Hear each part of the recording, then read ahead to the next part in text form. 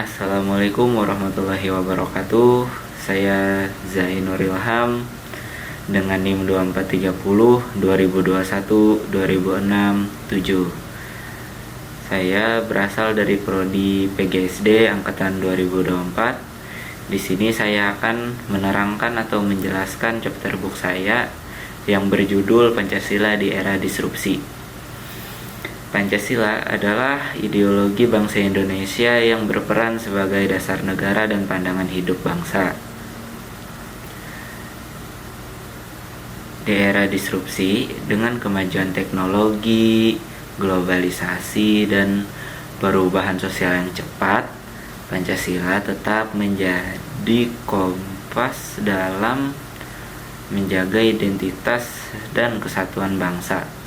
Pancasila lahir dari proses panjang untuk menyatukan keberagaman suku, budaya, dan agama yang ada di Indonesia. Pancasila dipandang sebagai dasar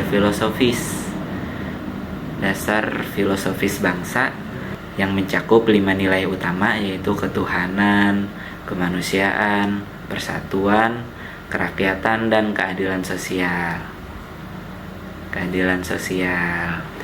Indonesia adalah negara dengan keberagaman yang luar biasa, terdiri dari bermacam-macam suku dan budaya dari Sabang hingga Merauke.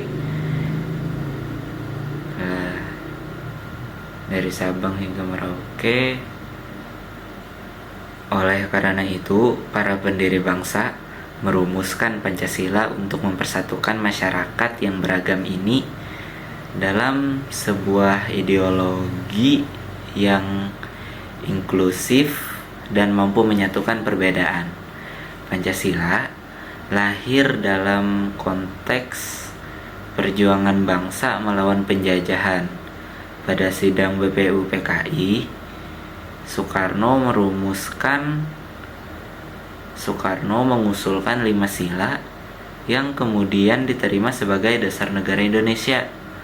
Pancasila dirancang untuk menjadi pedoman bagi bangsa yang merdeka berdaulat. Pancasila dipengaruhi juga oleh ide-ide universal seperti keadilan, kemanusiaan, demokrasi, dan lain-lain yang disesuaikan dengan karakter bangsa Indonesia. Nilai-nilai ini menjadikan Pancasila adaptif dengan perkembangan zaman. Selanjutnya yaitu adalah era disrupsi. Era disrupsi ditandai dengan perubahan cepat akibat digitalisasi, globalisasi, dan inovasi teknologi. Contohnya di globalisasi yaitu percepatan arus informasi melalui komunikasi global digital. Kalau di digitalisasi contohnya yaitu percepatan inovasi teknologi. Contohnya era disrupsi di ekonomi yaitu banyaknya yang sudah memesan makanan online daripada mendatangi toko offline-nya. Contohnya di politik yaitu kampanye tak hanya lagi dilakukan secara offline, namun juga dilakukan secara online melalui media sosial. Dan topik terakhir yaitu apakah Pancasila di masa sekarang masih relevan?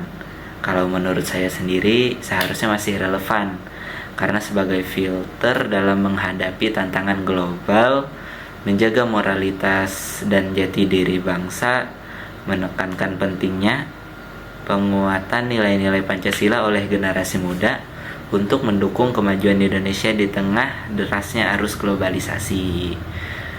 Kesimpulan yang saya simpulkan dari chapter book ini adalah di era disrupsi, Pancasila tetap relevan sebagai panduan hidup bangsa Indonesia.